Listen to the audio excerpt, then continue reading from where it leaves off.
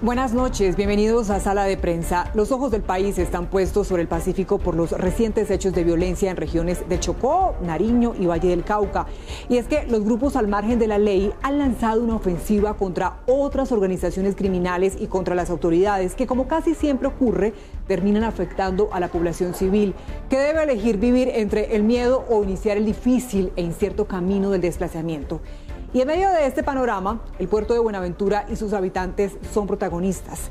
En días pasados, miles de personas hicieron una gigantesca cadena humana para pedir el fin de la violencia que protagonizan estas organizaciones delincuenciales.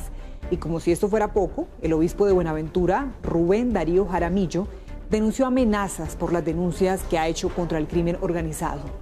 Hoy queremos más que analizar lo que está pasando en el más importante puerto del Pacífico colombiano. Nuestra intención es buscar salidas, escuchar propuestas, soluciones. Por eso hemos invitado a Angélica Mayolo. Ella es presidenta de la Cámara de Comercio de Buenaventura. Buenas noches y gracias por acompañarnos. Angélica, ¿cómo está?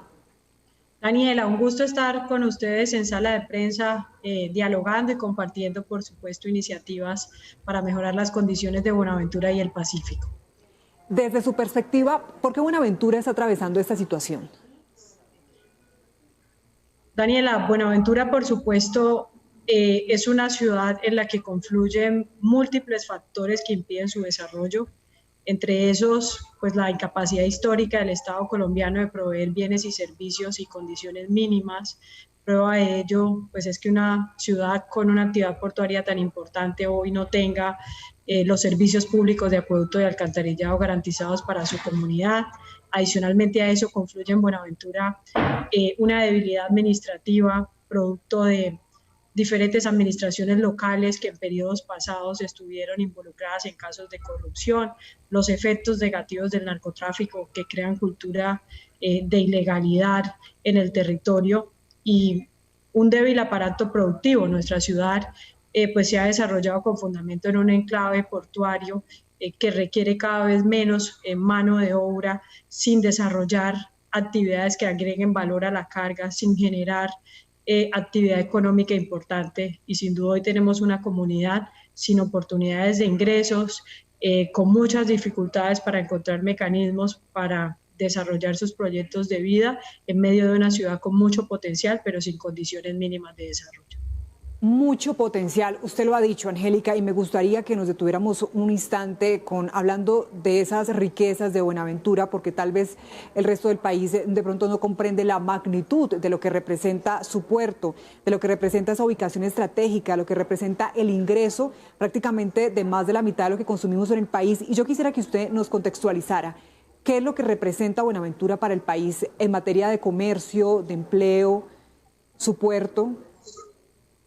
Claro que sí, mira, Buenaventura cumple un rol estratégico para Colombia como principal puerto del país sobre el Océano Pacífico, garantiza la conectividad marítima de Colombia con toda la cuenca del Pacífico, con Asia-Pacífico, que son los países con mayor crecimiento en los últimos años. Es una de las ciudades del país que más le aporta a Colombia en recaudo de aduanas. En el 2019 por Buenaventura se recaudaron 7.9 billones de pesos.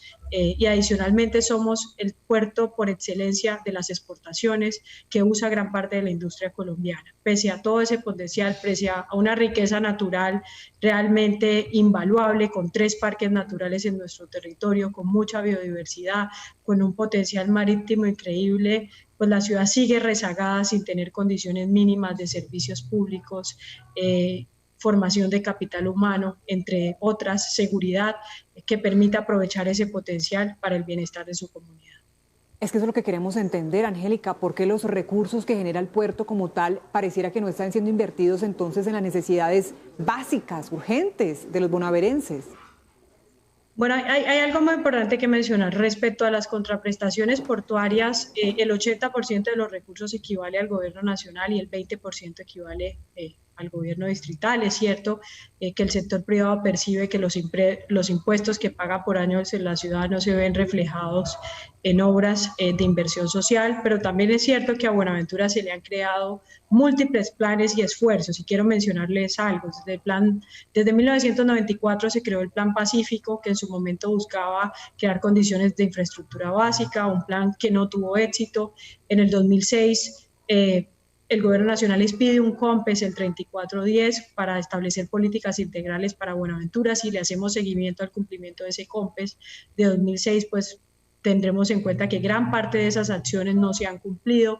En el año 2015 aparece el Plan Todos Somos Pacífico, que hoy está en ejecución con las obras de acueducto de alcantarillado, con un nivel de ejecución muy bajo, de alrededor de 18-20%.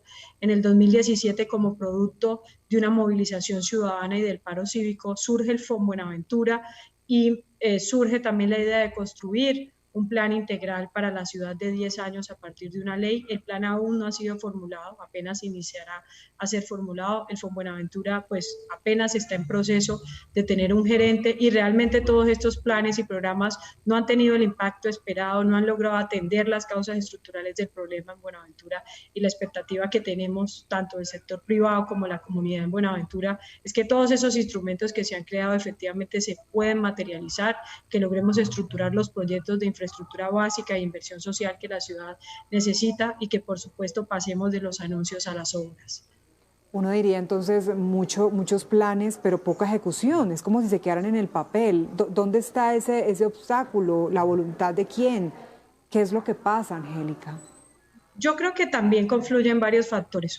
Hoy, por ejemplo, desde el sector privado estamos incentivando a que se cree una unidad técnica de estructuración de proyectos que fortalezca la capacidad instalada de Buenaventura, porque pese a que se tienen diversas fuentes de financiación, como el Fondo Buenaventura, Todos Somos Pacíficos, recursos de regalías, recursos de OCAD Paz, pues no hay proyectos, no hay un banco de proyectos estructurados de la ciudad que permita con claridad iniciar, ejecutar obras. Y creo que mientras no resolvamos esta dificultad técnica, pues no vamos a tener obras en la ciudad, a pesar de tener recursos, como es el caso de los recursos de acueducto de alcantarillado, que hay que reconocer que se han venido ejecutando, que se han entregado obras, pero no en el ritmo que la ciudad requiere. Y lo mismo pasa, por supuesto, en la inversión social en términos de infraestructura educativa. Hay que reconocer que hubo en el marco de la pandemia una inversión significativa en la red pública, en las unidades de cuidados intensivos, pero por supuesto que estamos muy lejos de lo que la ciudad requiere para afrontar una crisis como la que vive. Pues Angélica, vamos entonces entrando en este lamentable panorama de Buenaventura, porque hay algo, y es que muchos de los protagonistas de esta violencia, como víctimas, pero también como victimarios, son jóvenes. Entonces uno se pregunta, ¿por qué tan difícil darles oportunidades, alternativas de educación y de trabajo? Es como si las oportunidades de la delincuencia estuvieran superiores a las de educación, a las del progreso. Realmente las oportunidades de ingreso en Buenaventura son muy difíciles de encontrar. De cada 10 personas en edad de trabajar, solo 3 tienen un empleo formal en Buenaventura, y nuestra tasa de desempleo antes de la pandemia, en el 2019, de acuerdo con datos del DANE, ya era del 20,3. Es decir, que Buenaventura tenía una tasa de desempleo más alta que la que hoy tiene el promedio del país, aún después de los efectos de la pandemia. Por supuesto que nuestros jóvenes tienen pocas oportunidades de acceso a educación. Abre camino a la criminalidad y la ilegalidad.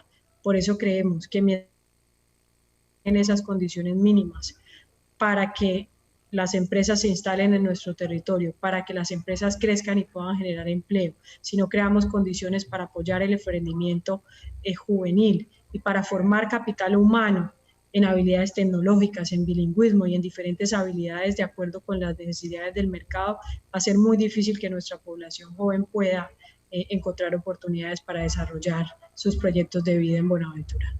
Claro, estos emprendimientos serían otras puertas para que se abran a estos jóvenes la oportunidad también de surgir, de crecer, de desarrollar y, por qué no, de aplicar sus propios talentos. Y en esta crisis, Angélica, crisis económica y social, ¿qué papel juega la corrupción?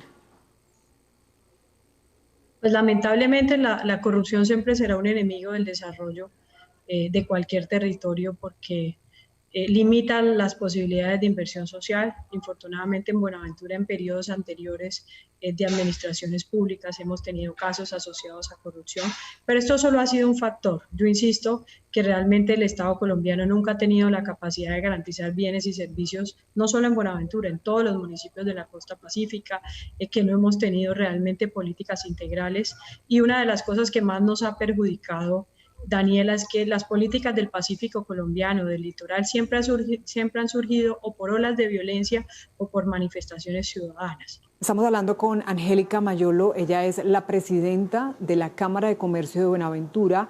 A propósito de lo que ha venido pasando en las últimas semanas, el Pacífico realmente está con toda nuestra atención, con toda nuestra solidaridad. Recordemos que se ha convertido en un escenario de violencia, en un escenario de confrontación, de enfrentamientos, grupos delincuenciales que buscan apropiarse de estos territorios. El narcotráfico se convierte en la principal causa de desplazamientos, como lo hemos venido registrando incluso hace pocas semanas, cuando Buenaventura, cuando el Pacífico se movilizó pidiendo atención, reclamando mayor seguridad, reclamando mayores oportunidades laborales, oportunidades especialmente para los jóvenes. Nos decía Angélica hace un instante, solo 3 de cada 10 personas en edad para trabajar pueden desempeñar algún cargo, alguna función.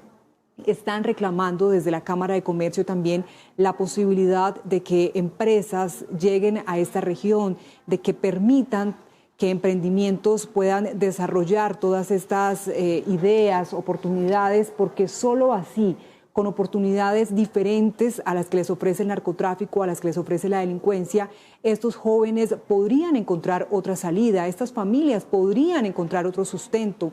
Se acabarían los desplazamientos a los que se han visto obligados. Vimos cómo barrios se los tomaron prácticamente estos grupos delincuenciales, 2 bandas. La local y la empresa, la que nos ha explicado también en días anteriores el alcalde, son 2 bandas también que se han tomado algunos de estos barrios en Buenaventura y que generaron, que sembraron el terror, el pánico en sus habitantes. Bueno, por eso esta noche en sala de prensa hemos querido detenernos para analizar, más allá de contar lo que nos decía incluso Angélica, eso viene de décadas, de muchos años atrás, pues queremos también escuchar las voces de quienes ven una salida. Angélica, como vocera, como presidenta de la Cámara de Comercio, en constante diálogo con todos los empresarios, con quienes están pidiendo también espacio para desarrollar sus oportunidades, para llevar progreso a esta región, está diciendo, bueno, la posibilidad es de que nos permitan también trabajar, mayor seguridad, mayor presencia del Estado, mayores oportunidades laborales y estudiantiles. Hay algo muy importante y no nos cansamos de resaltar, y es la importancia del puerto de Buenaventura, la importancia que este puerto tiene para Colombia. El 55% del comercio de Colombia ingresa por ese puerto. El 55% de lo que consumimos en el país ingresa por ese puerto. Y si bien, pues nos decía Angélica, los dineros no son suficientes o pareciera que no se estuvieran invirtiendo, no hay que dudar o no hay que olvidar que también la corrupción ha hecho parte de esta problemática. 4 alcaldes de Buenaventura han sido cuestionados, detenidos e inhabilitados por apropiarse de dineros destinados al desarrollo de la región, como si fuera poco. Hacemos una pausa en sala de prensa de Noticias Caracol Ahora y al regreso volveremos con Angélica Mayolo para que nos siga contando su punto de vista al respecto y otras alternativas. Ya volvemos.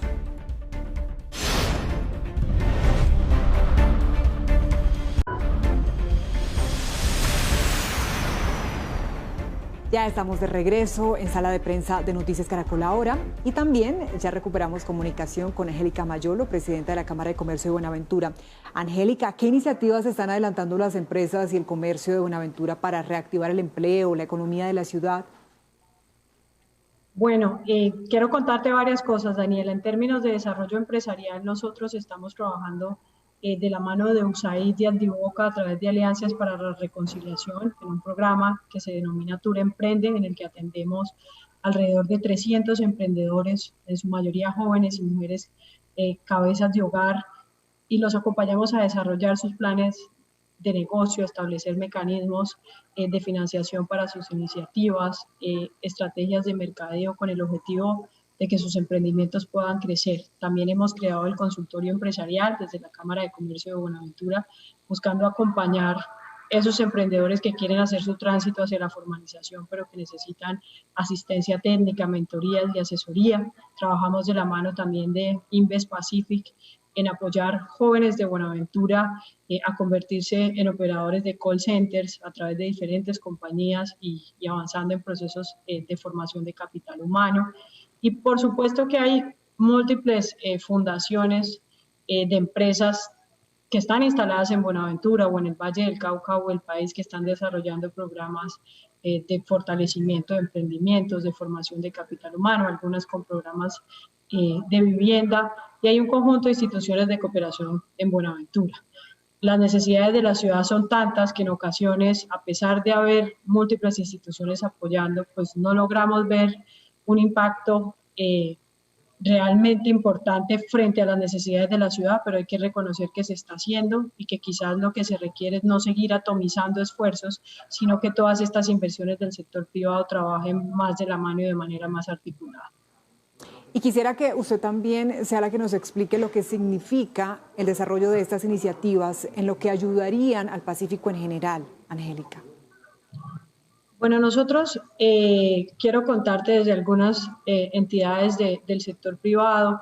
Hemos hecho una invitación a los diferentes niveles de gobierno, nacional, departamental, distrital, al igual que a la comunidad, a que focalicemos esfuerzos en crear esas condiciones mínimas que Buenaventura requiere para atraer inversión, generar empleo y aumentar su actividad productiva. Una de esas es, como te había mencionado, crear esa unidad técnica de estructuración de proyectos para que Buenaventura pueda tener un banco de proyectos de inversión social que permita formular y estructurar los proyectos de acueducto y alcantarillado, de infraestructura educativa, de salud, pero también de infraestructura productiva, cómo acompañamos a esos comunidades rurales que están haciendo turismo comunitario a mejorar su infraestructura y sus condiciones.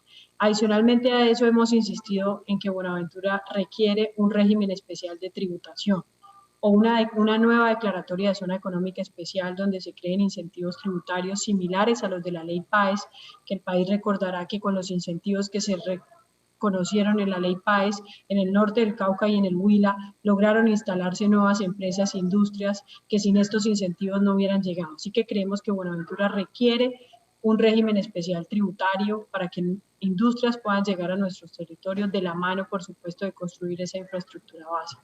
En términos de fortalecimiento del capital humano, pues creemos que hay que invertir mucho más en desarrollar el talento de nuestros jóvenes, especialmente en habilidades tecnológicas y en el dominio de un segundo idioma.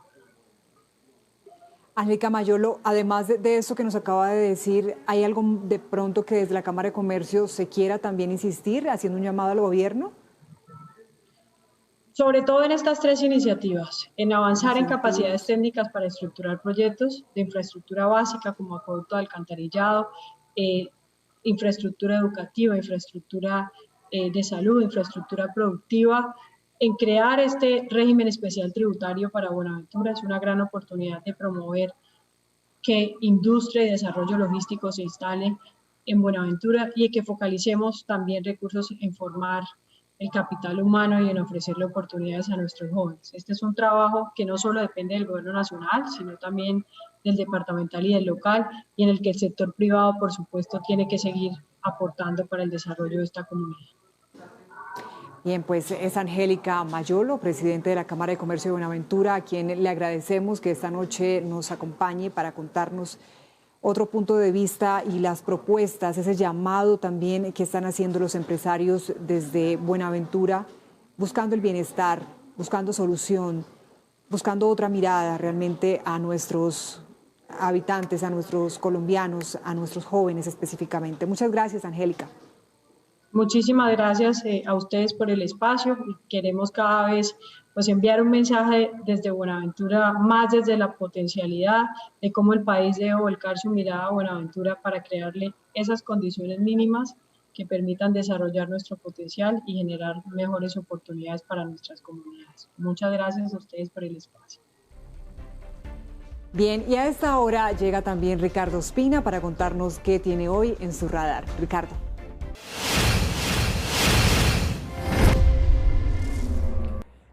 Hola, muy buenas noches. Hoy entra en el radar aquí en Sala de Prensa de Noticias Caracol Ahora una determinación de la Fiscalía que causó y sigue causando un terremoto político y judicial en el país. Se trata del llamado a juicio al gobernador de Antioquia, Aníbal Gaviria Correa, por un contrato que firmó siendo gobernador de ese mismo departamento en un periodo anterior, entre los años 2004 y 2007. El contrato para la construcción y la pavimentación de la Troncal de La Paz. Es un proyecto que fue importante para el departamento de Antioquia, que llevó una vía a una zona en la que no existía, pero que de acuerdo con lo que ha podido encontrar la Fiscalía, no cumplió con los requisitos legales para la contratación ni para la ampliación de la vía, además de una parte adicional y es la construcción de un puente que no estaba prevista en el proyecto inicial y que de acuerdo con la norma debería haber sido sacado a licitación. Al final lo que se hizo fue una adición al contrato. Por estos hechos, hoy en la oficina de la Alpujarra, en pleno corazón de Medellín, llegaron agentes del CTI para hacer efectiva la detención domiciliaria del gobernador Aníbal Gaviria, que además de ello pues será suspendido en las próximas horas de su cargo por cuenta de la imposibilidad de seguir perteneciendo a el más importante desempeño político en el departamento de Antioquia. Por supuesto, luego de la suspensión vendrá el nombramiento por parte del presidente Iván Duque de una persona en encargo. En este caso, la Fiscalía acusa a Aníbal Gaviria de 2 delitos: de peculado por apropiación a favor de terceros y contratos sin cumplimiento de requisitos legales, pero da el beneficio de detención domiciliaria, es decir, que Aníbal Gaviria regresa a la casa por cárcel. La Troncal de La Paz, como lo hemos dicho, fue una obra muy importante, pero en la cual hay cuestionamientos sobre la pavimentación de una parte de la vía y sobre el puente que está ubicado en esa zona del territorio antioqueño. La defensa del gobernador Gaviria y de sus abogados siempre ha sido señalar que no hubo detrimento patrimonial según ellos, que no hubo favorecimiento a los contratistas y que además de ello se llevó progreso a una región que lo necesitaba, sobre todo el puente que se construyó sin que mediara una licitación. Esta captura ha producido todo tipo de reacciones, desde la solidaridad del expresidente Álvaro Uribe, que sabemos que es antioqueño y que nació en Medellín, como de toda la dirigencia política de Antioquia y del país, por cuenta de lo que significa hoy un hombre que además tiene perfil presidenciable, fue de hecho ya candidato a la vicepresidencia de Rafael Pardo, como una detención y una eventual condena. La Corte Suprema al final escuchará los testimonios, acopiará las pruebas y determinará si Aníbal Gaviria, un peso pesado de la política colombiana, es culpable o inocente de los delitos que hoy le endilga la Fiscalía. Ya veremos cómo avanza este proceso. Gracias, Ricardo. De esta manera terminamos el programa por esta noche. Ya viene Signo Pesos. A ustedes gracias por conectarse con nosotros. Que descansen.